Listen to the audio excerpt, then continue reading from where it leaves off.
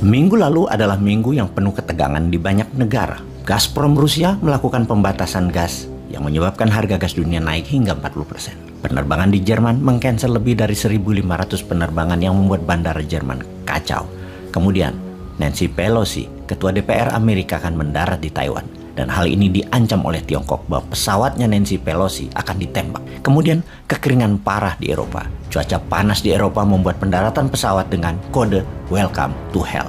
Di tengah kekacauan dunia, wacana 3 periode dan perpanjangan jabatan orang nomor 1 di Indonesia terus menggema dari desa ke desa, mulai meningkat ke tingkat kecamatan. 70.000 desa sudah digarap. Selangkah lagi ke kabupaten, lalu ke provinsi, dan kurang dari 1 tahun, wacananya akan menjadi wacana nasional.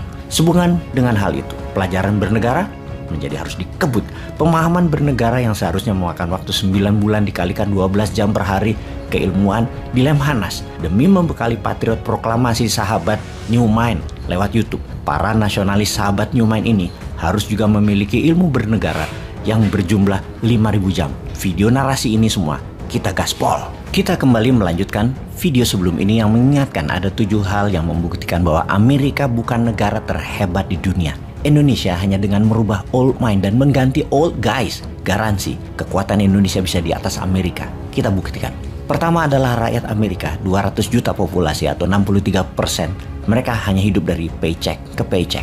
Artinya, kebutuhan mereka hanya bisa untuk hidup harian. Tanpa kerja, mereka tidak bisa hidup layak, dan pekerjaan di Amerika saat ini semakin kurang tempatnya.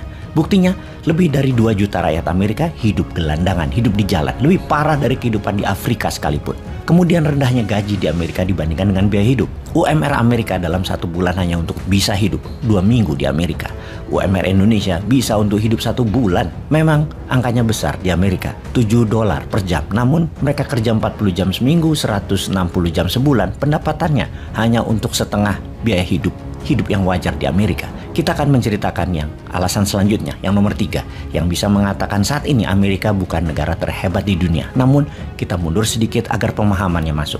Di beberapa video yang lalu, Bos menginformasikan bahwa Amerika ketika melepas emas dari jaminan dolar, maka Amerika mendadak menjadi negara kaya, sangat kaya. Karena semua proyek dibangun di Amerika ada uangnya. Hal itu terjadi sejak Agustus 1971. The Years of 1971. Ini akan ada video khusus mendetailkannya. Secara sekilas kita jelaskan di sini. Sebelum era 1971, setiap kenaikan top of pyramid 5% pendapatannya, middle pyramid naik 4%, bottom of pyramid naik 3%. Itu adalah rata-rata kenaikan dalam setahun. Namun setelah tahun 1971, di Amerika top of pyramid naik 20%. Middle of pyramid naik 4%, bottom of pyramid naik hanya 1%.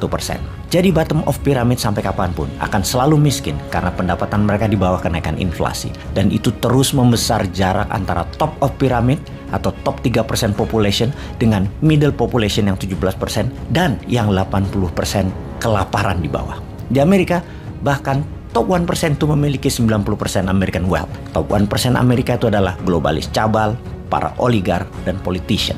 Globalis cabal adalah oligar level dunia, seperti Big Pharma, perusahaan obat-obatan, perusahaan pangan, perusahaan energi, perusahaan digital informasi, dan lain sebagainya. Yang mereka bisa menyetir banyak negara, banyak pemerintahan dunia dengan tentaranya negara Amerika. Mengapa Amerika menjadi negara kaya sejak tahun 1971? Karena negara lain harus menggunakan dolar Amerika sebagai devisa negaranya. Harus menggunakan dolar sebagai alat transaksinya yang terpercaya. Dan satu-satunya dolar itu. Juga dolar itu pertama dicetak di Amerika untuk proyek di Amerika.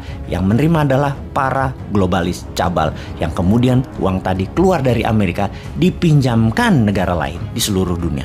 Instrumennya World Bank dan IMF. Negara yang berutang tujuannya cuma satu, supaya mereka terjerat hutang selamanya dan menjadi taat, taklid, dan takluk dengan Amerika. Kita ke alasan berikutnya. Mengapa Amerika bukan negara terhebat? Karena rakyat Amerika 80% memiliki hutang pribadi yang sangat besar. Mereka adalah rakyat yang menggunakan uang yang belum mereka miliki dengan kredit card instrumennya. Kepemilikan kredit card dan juga housing mortgage atau pinjaman rumah semua dipermudah. Juga biaya sekolah yang tinggi dijebak dengan kemudahan. Student loan, pinjaman untuk biaya sekolah yang semuanya membuat rakyat Amerika sejak kecil, sejak muda dijerat hutang. Sekolah adalah doktrin kasar di mana seakan-akan ada doktrin isi kepala semua orang untuk kaya harus sekolah setinggi-tingginya. Untuk sekolah bisa pinjam student loan, nanti dibayar kalau sudah bekerja. Yang sistem ini dibuat untuk membuat rakyat jadi budak uang para globalis cabal. Oke sahabat, untuk mempermudah diskusi, globalis cabal kita singkat menjadi cabalis. Oke, setuju ya? Kita lanjut. Rakyat Amerika dibuat bukan untuk membelanjakan uang yang didapat, tetapi membelanjakan uang yang belum didapat. Hutang pribadi atau personal loan itu adalah penyakit masyarakat yang didukung oleh sistem pemerintahan Amerika yang di belakangnya adalah para cabalis. Saat ini, hutang pribadi rakyat Amerika kepada sistem keuangan di Amerika sejumlah 28,5 triliun dolar nilainya. Ini nilai sangat gila. Rakyat dikunci dengan sistem yang sadis ini. Kapan hutang ini bisa terbayar? Tidak akan pernah mungkin. Memang di-trap, memang dijebak rakyatnya untuk selamanya berhutang. Bekerja untuk penghutang. Inilah cara kerja oligar dan cabalis di belakang negara Amerika. Dunia dihutangin agar menjadi budak dolar. Ide ini juga diambil Tiongkok sejak 1989. Printing money. Namun Tiongkok belajar bukan rakyat yang dikasih personal loan, tetapi BUMN-nya dimodali untuk membangun Tiongkok dulu. Baru sejak 2013 dengan BRI atau Belt Road Initiative, uang Tiongkok dan proyek Tiongkok buat bangun negara-negara di luar Tiongkok untuk mengalirkan uang keluar Tiongkok. Namun Tiongkok improvisasi, bukan yuan yang keluar, tapi produk, teknologi, dan SDM-nya Tiongkok. Jadi sahabat, mulai mengerti negara apa yang disebut negara tidak berdaulat. Negara yang tidak berdaulat adalah negara yang menjadi korban sistem hutang, penerima pinjaman dan penerima produk serta proyek negara lain demi pengambilan sisa-sisa recehan dari kotak sampah negara besar setelah mereka berpesta pora. Semoga paham.